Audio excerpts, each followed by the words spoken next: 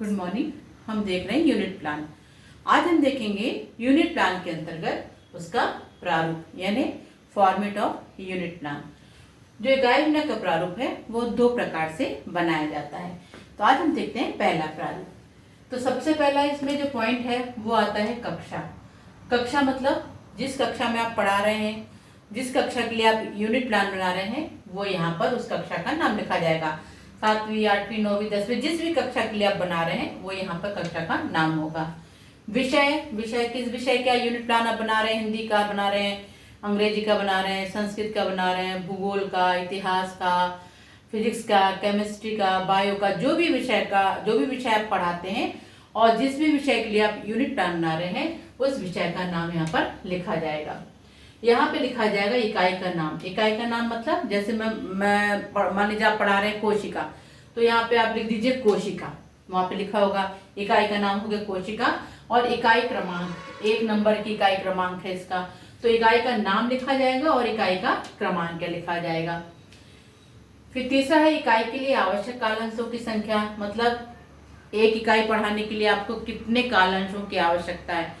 तो ये डिपेंड करता है उस इकाई के अंतर्गत जो पाठ्य वस्तु दी गई है उसकी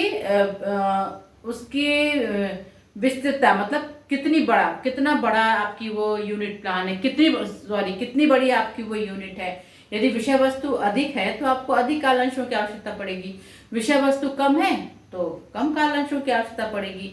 तो विषय वस्तु के आधार पर शिक्षक को ये पता होना चाहिए कि इस इकाई को पढ़ाने के लिए यानी कितने कालखंडों में ये इकाई पूरी हो जाएगी, तो उसके आधार पर ये कालांशों की संख्या लिखी जाएगी। फिर है कालांश की अवधि। कालांश की अवधि कितने हो तो स्कूल की रहती है 30, 35 मिनट, 40 मिनट, 45 मिनट। आपके विद्यालय में जो अवधि है एक कालांश की वो यहाँ पर लिखी जाएगी। फिर 5वां है पुनरावृत्ति हेतु आवश्यक कालांशों की संख्या, मतलब आपको अब आपने पूरा एक मूल्यांकन पूरी एक इकाई पढ़ा दी, अब आपको लग रहा है कि हमको इसका रिवीजन करवाना है, तो वो जो आपने पढ़ाया उसके कितने कालांशों की आवश्यकता है कि आपकी पुनरावृत्ति हो जाएगी, तो आवश्यक कालांशों की संख्या यहाँ लिख जाएगी। फिर 6वां बिंदु है इकाई के मूल्यांकन हेतु आवश्यक कालांशों की संख्या। अब इकाई का मूल्यांकन करना है आपको, आपने पूरी इकाई पढ़ा दी, अब पूरी इकाई से आपको परीक्षण करना है। आपको लग रहा है कि नहीं हम इस इकाई का केवल ये वाली विषय वस्तु या इस प्रकरण का हम मूल्यांकन करेंगे और उसके लिए हमें एक ही कालांश की आवश्यकता है, तो आप 1 लिख दीजिए। आपको लगता है कि नहीं हमें ज्यादा मूल्यांकन करना है, ज्यादा विषय वस्तु के बारे में पूछना है, तो ये शिक्षक के ऊपर डिपेंड करेगा, पहले से डिसाइडेड रहेगा कि हम कितने कालांशों में मूल्यांकन कार्य करेंगे, तो यहाँ पे वो लिख दिया जाएगा। फिर 7वां है उपचारात्मक शिक्षण हेतु तो आवश्यक कालांशों की संख्या। उपचारात्मक शिक्षण का तात्पर्य यह है कि आपने जब मूल्यांकन किया तो शिक्षक को पता चल जाएगा कि इसने जो कुछ भी पढ़ाया विद्यार्थियों को कितना समझ में आया, या कोई ऐसा कठिन विषय वस्तु या प्रकरण है जो विद्यार्थियों को समझ में नहीं आया, या जो कमजोर बच्चे हैं उनको कुछ भी समझ में नहीं आया, तो ऐसे बच्चों के लिए यदि शिक्षक क्या करेगा, उपचारात्मक शिक्षण करेगा। तो शिक्षक डिसाइड करेगा कि किस विषय वस्तु के लिए उसको उपचारात्मक शिक्षण करना है और कितने कालांशों की आवश्यकता होगी, तो यहाँ पर कालांशों की संख्या लिख दी जाएगी। अब ये जो कॉलम बनाए गए ये 8 कॉलम है, 1 2 3 4 5 6 7 8। ये ब्लैक बोर्ड छोटा होने के कारण मैंने नीचे लिख दिया, जबकि इसके समानांतर ही चलेगा। 6 के बाद 7, 7 के बाद 8 आएगा। तो देखते हैं उप इकाई एवं प्रकरण। तो यहाँ पर ये तो इकाई क्रमांक है, इकाई का नाम है कोशिका। अब इसके अंतर्गत उप इकाई क्या है, कोशिका के अंदर ऊतक भी होगा, ऊतक की संरचना भी होगी, या हम शरीर अंगों की रचना पढ़ रहे हैं तो पाचन तंत्र भी है, श्वसन तंत्र भी है उप इकाई में, श्वसन तंत्र भी है, नर्वस सिस्टम भी है, रेस्पिरेटरी सिस्टम भी है, सर्कुलेटरी सिस्टम भी है, एक्सक्रीटरी सिस्टम भी है। तो वो जो हम मानव शारीरिकी पढ़ रहे हैं या मानव शरीर की संरचना पढ़ रहे हैं, इकाई का नाम ये होगा और इकाई क्रमांक होगी 1। तो जितने भी उप इकाई है वो यहाँ पे लिखी जाएगी। पहले कॉलम में उप इकाई एवं प्रकरण वो यहाँ पर लिखा जाएगा।